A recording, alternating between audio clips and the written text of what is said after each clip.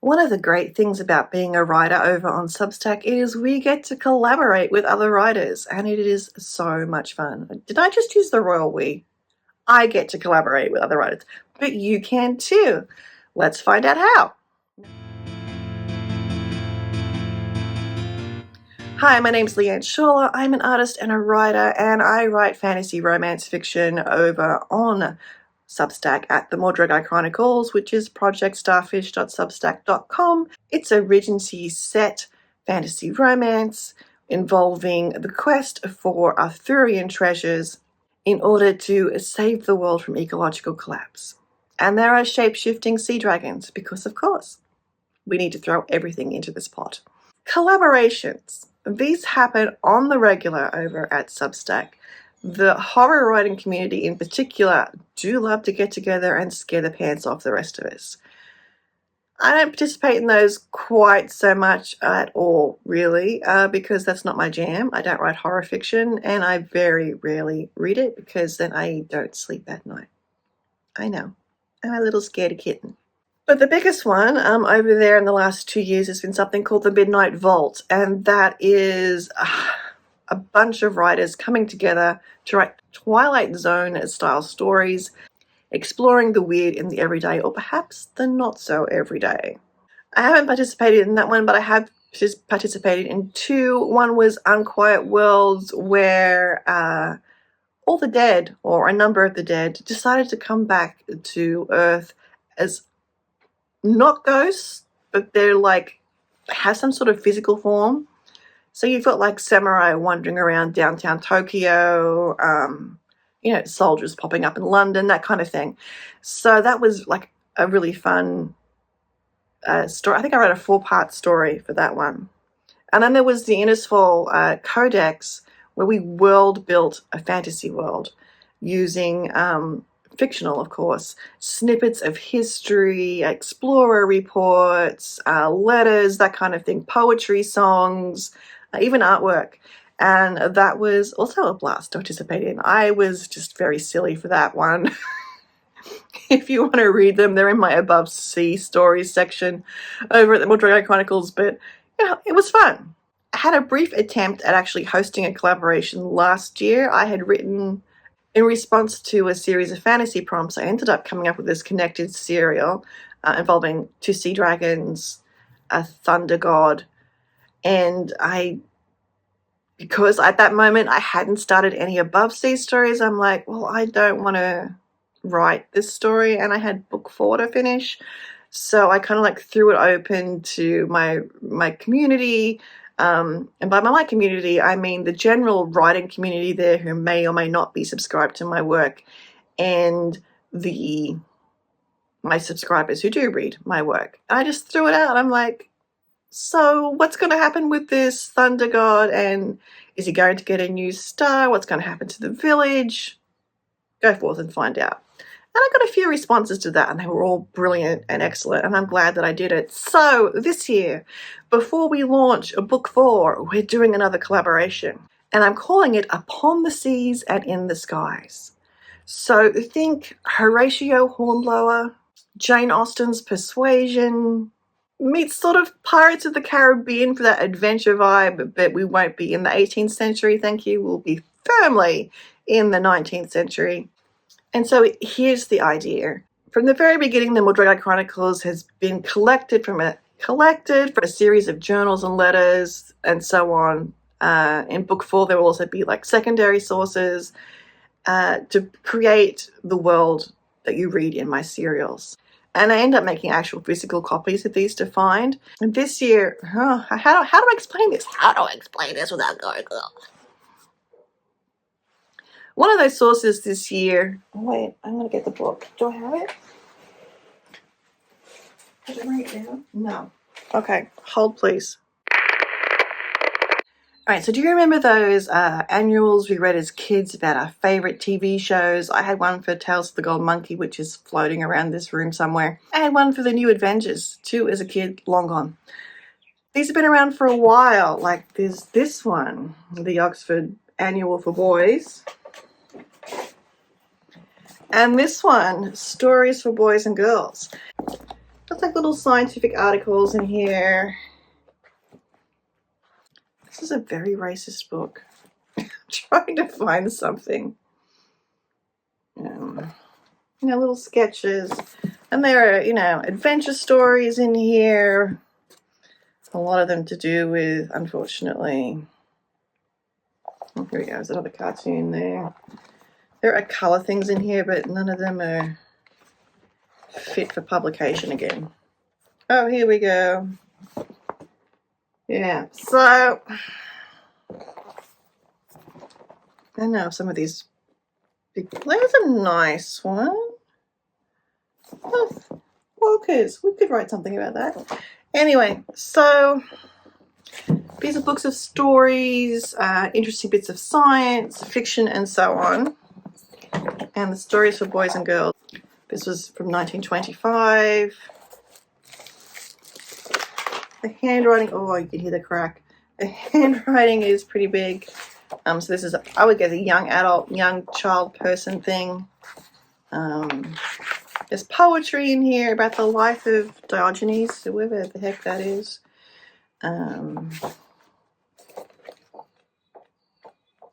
Yeah, there's no color in here. They're all just like black and white sketches. Anyway, so I thought I've written 2 stories that would fit in something like this. It's called Upon the Seas in the Skies.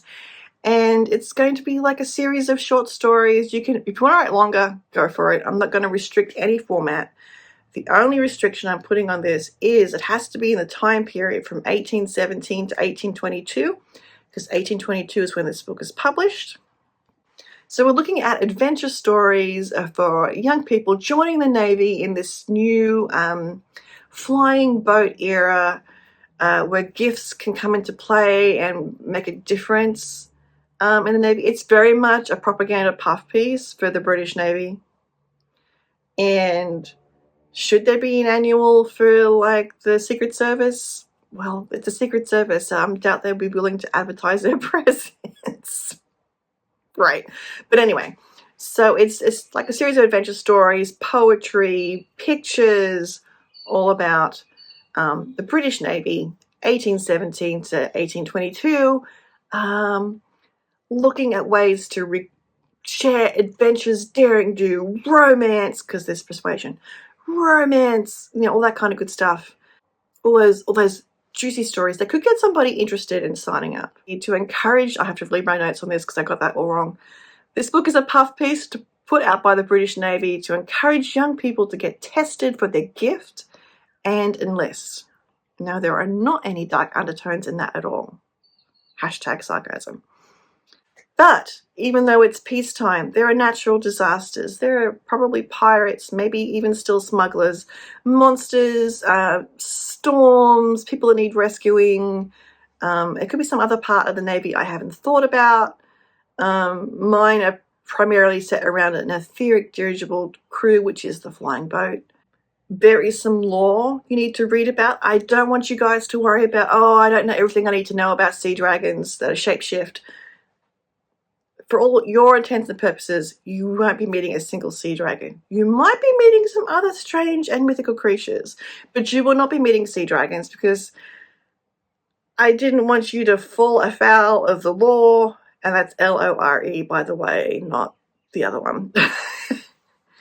And, get something wrong and then have one of my readers call you out on it. That's never nice or fun. So I just thought we'll remove that variable. So all you need to know, Regency era, post-Waterloo, it's peacetime. There are Peterloo riots in 1819. I could do a timeline of big events if you're interested in doing that, but you can also Google that, for Pete's sake. The other thing you need to know, and the other important part of the law is what I call the gifting. If you've been following along here on my YouTube channel, you know what the gifting is. It's something that Ida Thea and her friends did at the end of book 3, which will be finished by the time you see this. And it has created these spontaneous, I want to say magical gifts. Some people get the gift of healing. Like usually it's one gift per person. Occasionally someone will land 2 gifts. They're the special ones, of course. So the gifting has meant an acceleration in development and invention. So it's kind of like Regency steampunk instead of Victorian steampunk. And because there's been this new era of industrialization already underway with the invention of like the weaving jenny and that kind of thing, we have entrepreneurs more than ready to take advantage of this new development in human history. And book 4 is like a whole coming to terms with that. And that's set in 1819 primarily, but we get to see some progression. And 1817 is when the flying boat is invented. So over on the Mordregai Chronicles, I have lore about what the gifting is. I have lore about how these boats, flying boats, work, which is very hand-wavy. And I have sent out a general invite to everybody to participate. And the idea is that on or before June 6th, which is US time, it'll be Saturday for those of us in Australia, New Zealand, and the Asian seaboard there, that we will post our stories. I will collect them into a master index and I will post that and update that as stories come in. There's a little paragraph that you need to include that says this is part of this bigger story. So that can invite other writers to join in and participate in this collaboration. And your readers will also be able to discover new writers to read. It's all very open and sharey and collaborative. There's also a banner for you to use.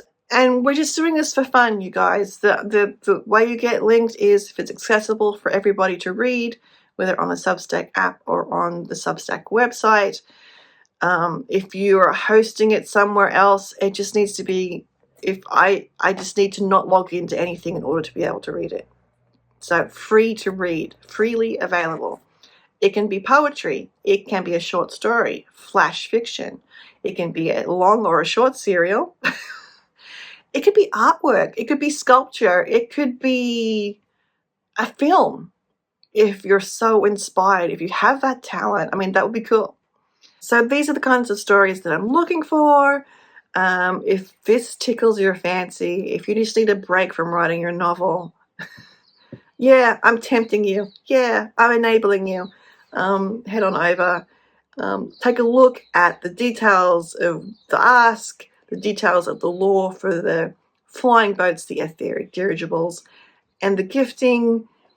Do not watch an episode of Bridgerton. Maybe like rewatch Pride and Prejudice or watch a version of Persuasion. That will probably get you right on the money when it comes to this time period. And let's have some fun, okay? So let me know in the comments below if you're considering this. If you have any questions, because I'm sure I have been as clear as mud because I'm far too close to this project, let me know in the comments below as well. Yeah, and as always, like this video, subscribe if you haven't already, and we'll see you next time.